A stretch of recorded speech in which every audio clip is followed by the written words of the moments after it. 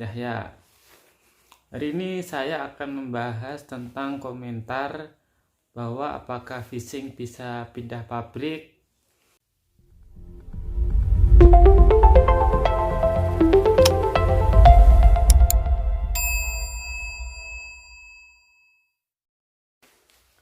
Assalamualaikum warahmatullahi wabarakatuh. Halo teman-teman semuanya, jumpa lagi dengan saya Muhammad Yahya di channel Muhammad Yahya. Hari ini saya akan membahas tentang komentar bahwa apakah phishing bisa pindah pabrik. Nah, oke teman-teman, saya akan menjelaskan bahwa phishing itu sektornya memang phishing, tapi kalau misalnya pabrik itu ada yang manufaktur, juga ada yang phishing ya. Kalau saya ini sistemnya phishing pabrik ya. Tapi kalau dihitung-hitung pabrik saya pabrik untuk khusus ikan ya. Teman-teman nanti juga siapa tahu kalau misalnya dapat file ya pabrik ya, itu juga ada pabrik bukan kerang ya, Karibi juga ada, pabrik teri juga ada.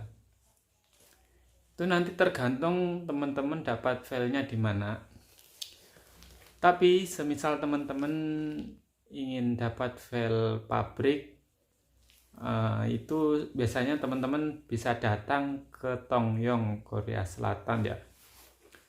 Di Tongyong ini teman-teman bisa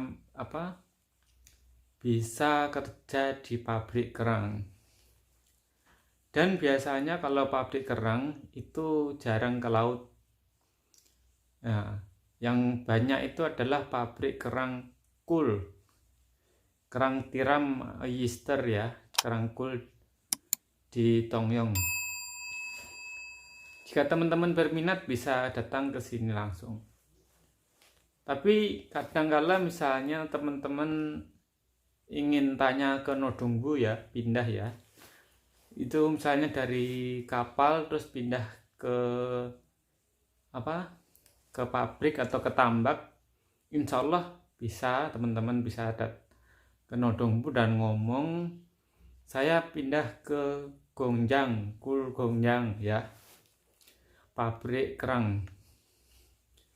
Tapi di pabrik kerang dengan di tambak itu beratnya tidaklah berbeda. Hanya saja perbedaannya itu kadang itu di tempat yang agak hangat ya. Kalau musim dingin itu ada pemanasnya. Itu di daerah di pabrik saya ya. Tapi kalau untuk di pabrik lain saya belum tahu.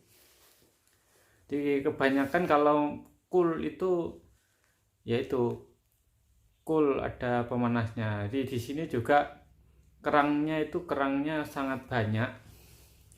Dan untuk pekerjanya itu yang banyak sekali ajumannya, berat ya. Kerangnya banyak, berat. Jadi kerangnya setinggi gunung, panjang, berarti sekitar untuk 40 orang ajuma itu. Pokoknya capek sekali ya.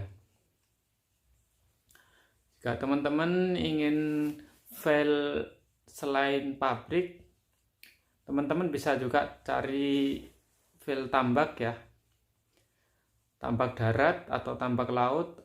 Itu nanti bisa teman-teman ke daerah Mokpo atau daerah ya, yang banyak itu daerah Mokpo. Kalau daerah sini itu yang banyak adalah tambak Karibi, tambak Jombok, tambak kul, tambak kok kul ya, kaduri ya, kaduri, terus tambah apa lagi ya, kul tadi. Kalau tambak darat di sini jarang ya. Kadang misalnya teman-teman juga bisa dapat file di tambak darat udang ya. kadang juga ada di Udang. Kalau teman saya ada di Kuango, kerang ikan itu ikan miring. Tapi kalau di daerah sini sangat sedikit ya.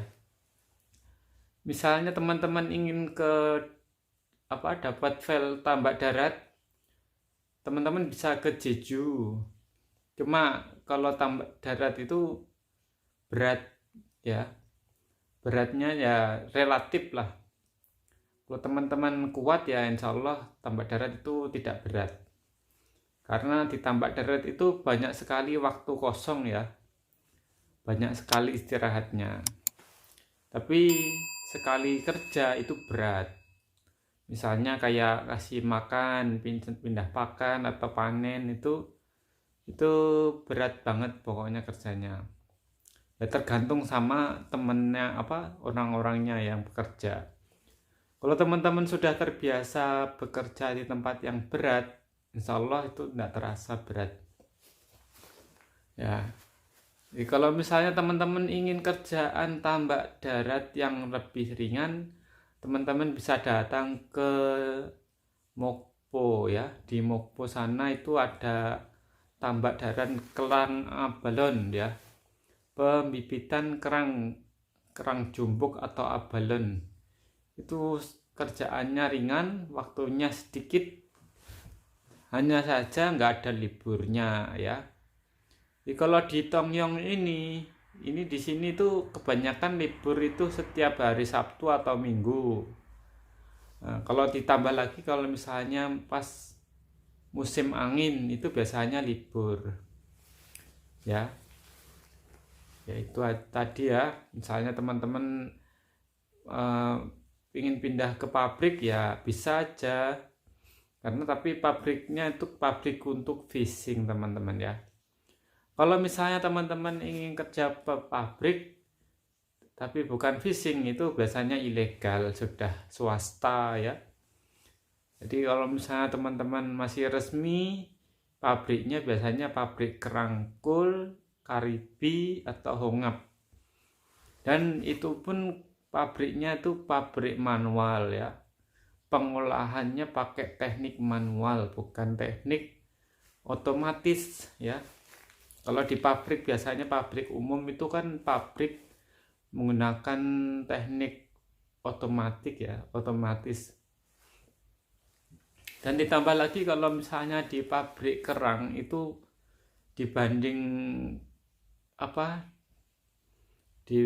tambak darat itu abalon itu terasa berat lagi di pabrik ini, karena di pabrik ini nggak ada waktu untuk jeda. Itu waktu kerjanya panjang 12 jam ya. Kalau misalnya tambak Kuango itu juga agak panjang tapi nggak seberat ini ya.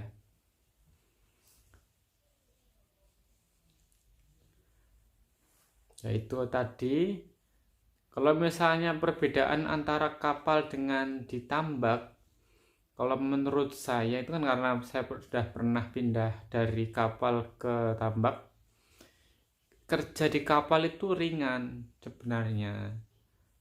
Hanya saja itu kalau sajangnya terlalu cerewet, itu yang bikin berat itu di mental ya. Kalau teman-teman nggak kuat mental, biasanya itu nggak lama sudah pindah atau kabur ya. Yang beratnya di situ.